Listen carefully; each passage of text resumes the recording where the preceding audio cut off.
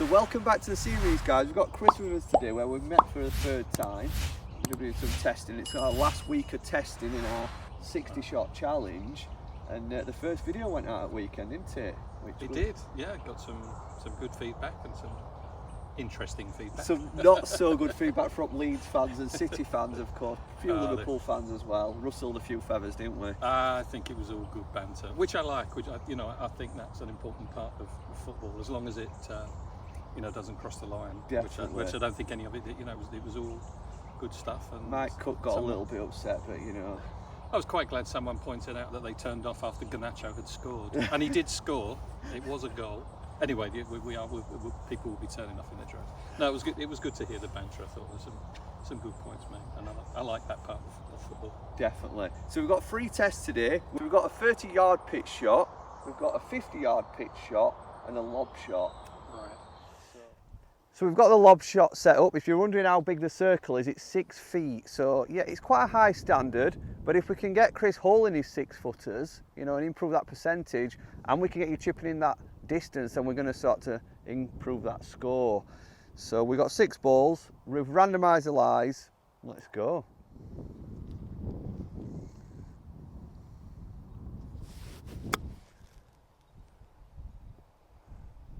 Lovely shot. Oh wow. Oh, great shot.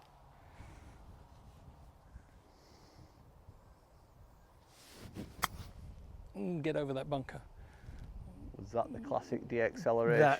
That's the. If the guys can see, there's bushes. There's all trouble on the left there, or the back of this particular shot. If you practice this more, I don't think you would de-accelerate. I think that because the face is so open. Yeah. Usually when you're playing these shots, if you do swing a bit too fast, the momentum of the ball's going that far up, it doesn't move that far forward. Right. So you've got to really commit because, Yeah, it comes back again, the negative thinking you get if you put it in your practice. head. Yeah, I mean, what I should have been thinking about how well I played the first one in. Yeah. Bit clunky. Yeah. One of the things, golf coaches really do listen out for is strike and interaction with the floor. And Chris, like most sort of mid to handicappers when they're playing a lob shot, I'm just going to demonstrate here what Chris is doing because I think it might help you guys at home, Chris is quite rightly, he's playing his ball position off his front heel because he wants to hit the ball high. But what I can see from side on is that his sternum is too far behind the ball. So if he actually keeps his weight central, or if he doesn't move his weight, he should be pre-setting his weight here, and then just loosely swinging his shoulders and his chest. He's going to hit the ground too far behind the ball. So, what he's got to do there is then he's got to transfer weight forward, and he's got, his swing centre here has got to move towards the ball, and that's creating an anomaly then because you've got to do timing. When you're playing these lob shots, you've got to preset your start position. So what I mean by that is you start with your heel lined up with the ball, you set your width for stance, flex your knees and transfer your weight across onto your front leg so your sternum moves forward and onto the back edge of the ball. And then from there, you've got to keep this preset position through your swing. So you've got to almost become a robot in your body. Right. You've got to stiffen up your legs and stiffen up this position, this left side, and just loosely turn around your sternum. So loosely turn your shoulders, let the club fall around your sternum. So is that pretty much like you showed me when I had the bunker lesson with you? Exactly, Pushing, right, okay, yeah. Weight on your front leg, preset your weight forward, and then just loosely let the club fall and turn. Not the best example, but strike-wise, I were always going to strike and interact with the floor really well because I'd set up correctly. Right. All I had to do then was just loosely let the shoulders turn, let the club fall and pass. That's the feeling I'm getting. I better get you another ball. Don't pick up the one that I put near. I think it was that one, weren't it?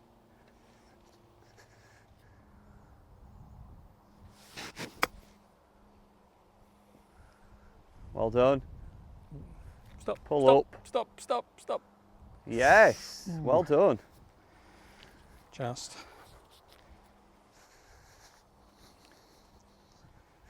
You've got to remember as well, guys, we have randomised the lies, so they're not sat up on perfect grass. So that will sometimes change the ball flight a little bit if it's sat down or it's sat up. Accelerate. So you try and look at where your divots are starting. They're starting a fraction too far behind. Right. So it must be that you need to have more of a, you know, slight More of a- lean. yeah.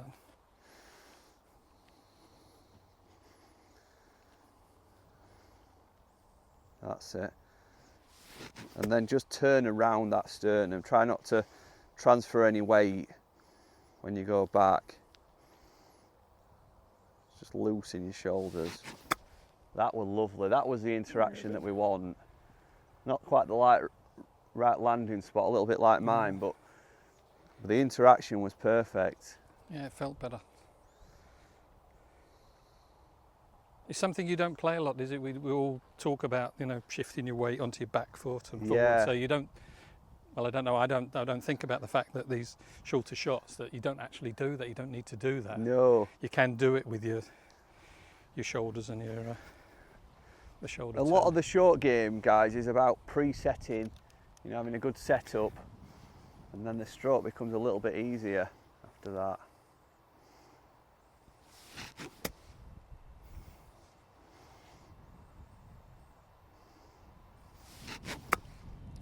Too clever by 0.5. Yeah. So 2 out of 6. Room for improvement.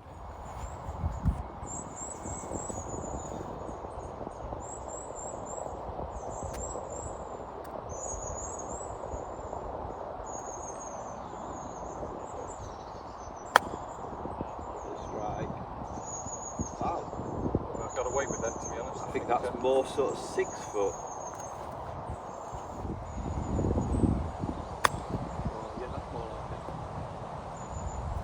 That were actually a good ball flight, you know. I think you got to the bottom of the ball quite well. Maybe just a bit of a... I felt I decelerated a bit on that one. Lovely. That was the perfect shot. Tremendous that, Chris. 2.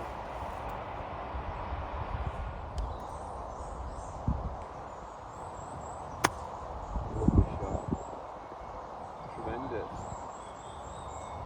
Do you feel like you're giving this a bit more focus here than you would on the course? Because your results here are really good. I felt it's an easy excuse to make, seeing, you know, you'll have seen how poor I was with the longer chip. Yeah.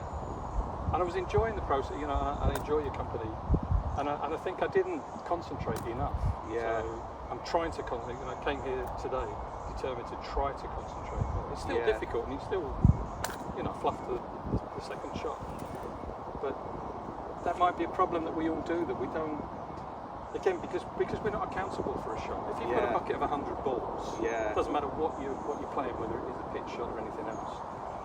If you hit a bad one, you can just put another one down. Yeah. And then you hit that one well, and you forget about the bad one. Yeah.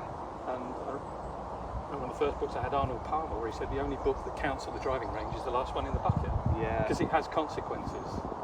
Yeah, there's no changing after that shot. You're so right. Unless you go and buy another bucket of balls. When that coach says to you, you know, obviously you can't finish on a bad shot. Yeah. How much pressure do you feel on that shot then? Yeah, it is. So that's a great point. Make it count. I mean, I don't know how you could do that by saying, oh, you're going to have to go out and... Well, I think having a notebook, yes, you know, that certainly gives you some accountability, because and you're measuring against past results, so you're trying to beat what you did before. Do it first the best. Practice before you take the stroke.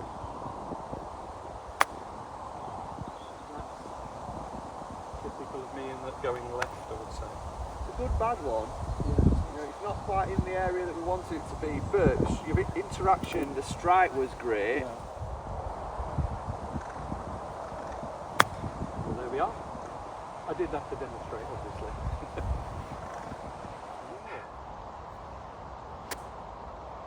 More grass. You only took the top edges. Just have a practice stroke, sorry. Okay. But have that rehearsal of the confidence of getting down into the grass. That's better. Very good. If you're going to get the bottom of that ball, you've got to get into the grass.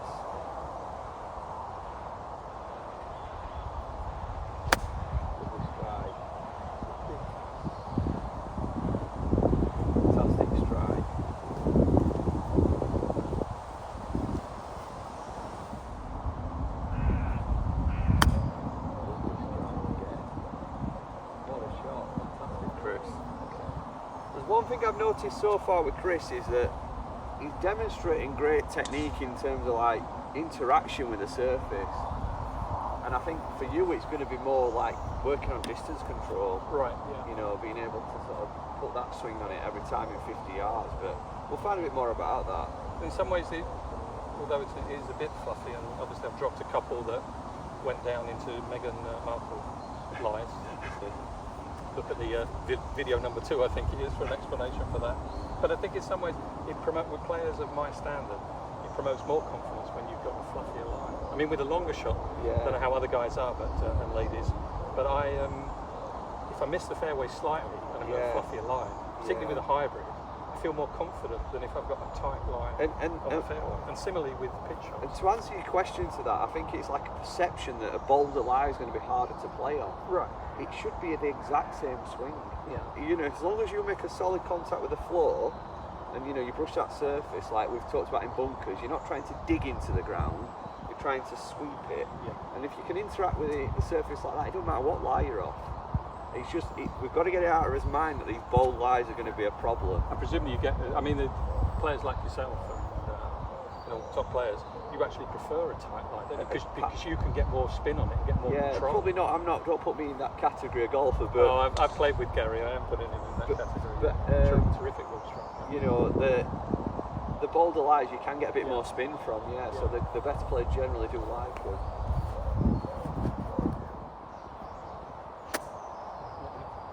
I'm glad you picked up on that then. That's better.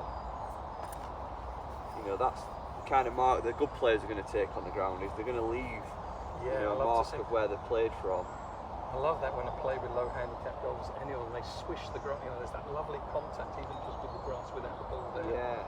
And they do it no matter what, you know, they don't even seem to have taken their proper stance. I almost feel like there's a scale of being a new golfer and not taking any grass, being scared of hitting the grass, and the more experience and the better you get, the more you interact with the floor. Yeah. That's what I've noticed from teaching over the years. Sometimes you've got to beg the newer golfers to hit the floor. They don't hit the floor, they top off the shots.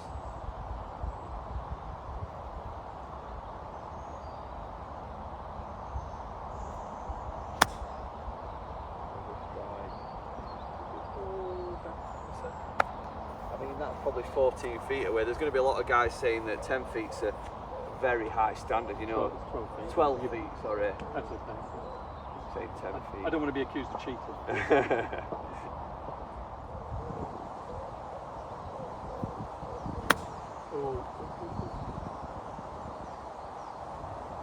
Not bad. Do you know what I saw there? Again, the held off swing. Yeah, not that sort of like, you didn't get the same shape of follow through where you let the club hinge and release. That's like kind of, guys, if you're wondering what that is, it's a bit of a drive with the hands and stopping that club releasing, not getting that, you know, that L-shaped finish. Could be part of that I felt I overswung and therefore was trying to hold it up. Yeah, possibly.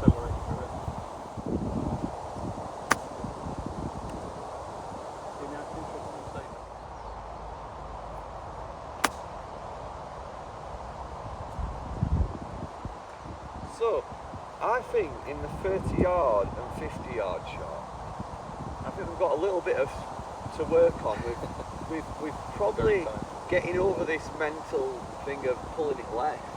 I think you're battling with something there. So we need to look at your technique in a bit more detail to see why that's happening. So that brings us to the end of our 60-shot MOT, where we've had a good insight into Chris's short game. And I think what is fair to say is, for you guys at home who's watching and think that I've set quite a high bar for Chris, is that I feel as though, you know, when you guys talking about tour standards and the tour standards not being probably as high as this, is that I'm not expecting Chris to sort of get 100% on this by any means, but I'm setting a high bar because I think to get to low single figures, sometimes you've got to set a higher expectation of yourself. Yeah. High single figures. and practice. And practice a bit more like a tour pro, because I think in these areas, and I've said it before off cameras, it doesn't require a lot of physical strength.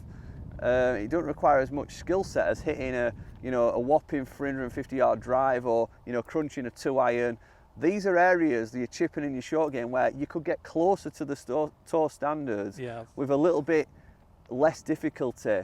So this is why I'm really focused on this, and I hope this is going to, or it should, help improve your scores. Well, I think straight away it's given me, I've now got a structure that I can have with my practice, because I have practiced a fair bit out here, and I will throw balls down at different distances and try different shots and get them, but I don't really, I'll know if I put a couple close, and you may even be lucky enough to hole one. Yeah. But I go away and that's it, it's gone. Whereas now I can say, well, I've done all that work, and maybe I've got 3 out of 6 first time. Let's see if I can get 4 out of 6, and work each time to, maybe make 4 out of 6 my minimum, something like that. But each time with these various disciplines now, so it's taught me that, and it's taught me that this is where I need to come. And I do need to improve the rest of my game a lot, as people will see, if we do ever get out on the course. But this is definitely the area where I can start to play more enjoyable golf, I think. I think you guys at home might be wondering, what's the next step? Well, the next step now is to get into some detail on these weaknesses of Chris's, which, I'm not going to go through the full conclusion of it now, but over the next few weeks, what you're going to see is that I'm going to be coaching Chris in the areas that he's struggled in his 60-game MOT before we do some retesting. So we're going to really get down and stuck in on the real fundamentals of being good at the short chips, the long chips, the lob shot, where I feel like you could have been better. So I think this is a great video for you guys at home, and Chris, because I think you've demonstrated, quite clearly, is that although you understand quite a bit about each technique, you don't understand everything, and it's them little fundamentals that are going to be the difference. And like I said earlier, getting that interaction with the floor is key. Having that confidence to commit to your follow through without de-accelerating is going to be key, because you're clearly not bad, and like most of you guys at home off 12, 13, 14 handicap, you know how to play golf. You're not terrible, but you just haven't got them little, fine-tuning tips, because you're more keen to go and hit the full shots on the range. Absolutely, yeah. That sound hint that you said about, the sound on the ground. Yeah. I think it would be a really good thing to use in practice to think about that, because it does definitely makes you accelerate. I tell you, one of the things that really bugs me, and I see it up here with a lot of our scratch golfers, is they practice with the headphones on.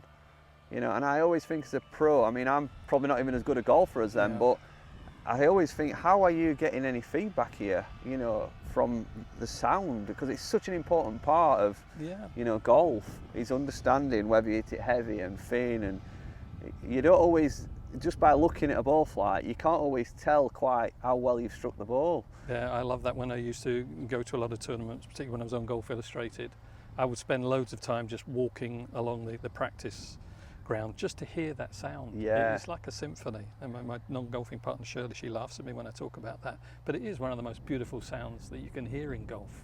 And you hear it, it's great now with the microphones, the way they pick them up on TV, and you'll often hear the commentators themselves, these guys that have played tour golf, and even they're sort of, wow, that was a great sound, and it's fantastic. I'm going to just, I know we're getting a bit off topic here, but while we're talking about sound, I went to Scottish Open quite a few years back, and I once stood outside of Rory McIlroy, and I listened to him hit a driver, and I was convinced that they didn't use the same ball and driver as us, because you could hear the ball humming. You could hear the spin of the ball as it come off the face. Yeah.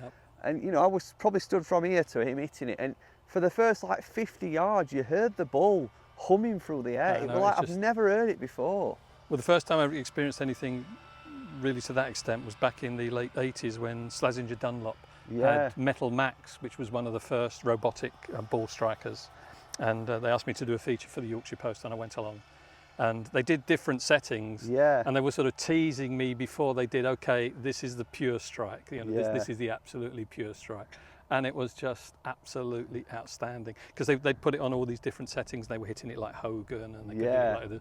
But then the last one was, right, okay, this is 100% what a pure strike. Wow, I love that. That's and the amazing. Noise was just ridiculous. Wow. It was incredible. And then did you have to judge which of the pros got closest to that strike? Not really.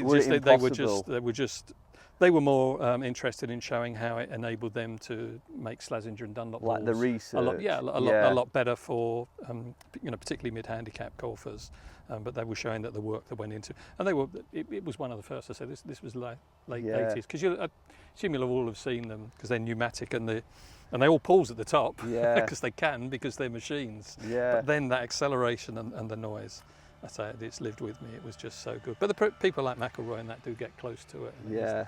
And players like you, when been lucky enough to play a couple of times with you and Tom Hunt, our other assistant pro here, and it's just I just remember at that stage I was playing a lot of county golf, and you play with good ball strikers, but I'd never heard a sound like it. No, it is, and it's worth going and watching, I think. And you also do realise that the sound is pretty similar as you go along the line. Yeah. And it could be the guy that's 120th on the order of merit down this side, and the guy that's first up here. But there isn't 120 places different in the sound of it. They all get, and the Yorkshire. I mentioned this before. I think when I've watched the ladies, the Yorkshire amateurs, go and watch them play golf and hear how often they hit it out of the centre. Not see how often, hear how often they hit it out of the centre, and as a consequence, hit it 50 yards further off the tee in particular than guys like myself. I could terrific. talk with you all day. Yeah, Chris. sorry. Yeah. No, I'm not. I mean, what you've touched on there is a fantastic point, because I think for most club golfers, if you go and watch a high level of ladies golf, it's very relatable. It is. Distance-wise and how they play the game. I definitely would, and there's lots of, not just Yorkshire, because obviously this goes worldwide, but wherever you are, look up on the local unions county calendar. Say if it's probably too late this year, but next year, and particularly go and watch these county golfers play, the lady golfers, and you'll be able to see that you don't have to swing it at ridiculous sort of Bryson DeChambeau aggressive speeds. What you need to do is get it out the middle of the club. My dad once took me to a ladies' open, and we were watching Annika Sorensen. Oh yes. And one of the key things that she did was on long par fives over 470. She used to very rarely go for a green in two, unless she got less than about a 5 iron or a 4 iron in. She never pressured on like hitting a 3-wood, and that's what we all make that mistake. As mid-handicappers, I've seen handicappers, they get on a par 5 and they've got 220, they feel they've got to go for it because it's in range. But all that trouble you're bringing into play, to try and make that birdie and then obviously make the 7 or the 8. Has this got to go for it for 220 with their third shot? You're laughing. So, I mean, the one exception with the women that really impressed me with how powerful she was, I saw Michelle Wee play just before she turned 16, when she was still an amateur at the Open, and I could not believe how far she was hitting the ball. I mean, on the last hole, a 3-wood off the deck, 275 to a green. I do remember. That's just insane. I do remember seeing her live, and I couldn't believe how strong she hit the ball. Like low and penetrating. Yeah, that was it. She did. It just took off like a rocket. And the sad thing with her is obviously her putting, and she had back problems because of that way that she crouched over. It makes sense to go over 90 degrees like that, so you're perfectly over the ball. But I don't think it did her back any favour. Well, she's retired now. Yeah, what a talented player! I tell you, it was a real joy to see, and then to briefly talk to her afterwards. It was. So fantastic. Guys, if you're still here, because I'm not going to cut any of that, if you're still here and hanging around, we'll be back next week where we're going to start to get, down to it and work on, perfecting Chris's technique, and hopefully, for you guys at home, you're going to learn quite a lot about some of these key points, and you're following and making the same journey as us to see if you can improve your 60-shot MOT. And can I just finish by thanking you, Gary? I really appreciate that you're putting in this time and effort to help me, and hopefully I can, if I work hard, we'll see some improvement. Yeah, I'm looking forward to it. And it's not, me too. I don't want you to feel under too much pressure and think you've got to show some incredible short-term results. This is a structure, guys, that a process you should be doing with continuity throughout your golfing, practice over the next few years, and then it becomes like the norm to be better in these areas and improve your score. So we're not putting under too much pressure. Well, I think it's maybe we're going to follow the handicap. I think most of us, the New Year's resolution, each year, if you do make them, is, I'm going to practice my short game more this year. It never happens, but I think now this will encourage me to do it and to know what I'm supposed to be practicing. Exactly. And now, as I say, with these targets, with these goals, I have got a nice little book at home that I'm going to bring next time and start measuring everything. Practice is always so much easier when you've just got 1 or 2 new points to work on and you're actually inspired to go and try them out, isn't it? Whereas if you're not getting any tips or guidance, then practicing's not always as interesting. And I think one thing I need to, having said that was the final thing I was going to say, Yeah. one thing I need to remember is just because something you're working on doesn't work to a certain degree at a certain time, don't give up on it. I will admit that I've tended to be like a elastoplast golfer where you look for something to fix your course, particularly your swing, particularly out on the course. Yeah. And that's fatal to do that, because you might find something that works for a couple of swings and then it stops, and then you're having to find something else. Whereas if you were, you trust what you have been learning, and work on it. So that is the final thing I'm going to say. Guys, appreciate that. I hope you haven't missed your supper.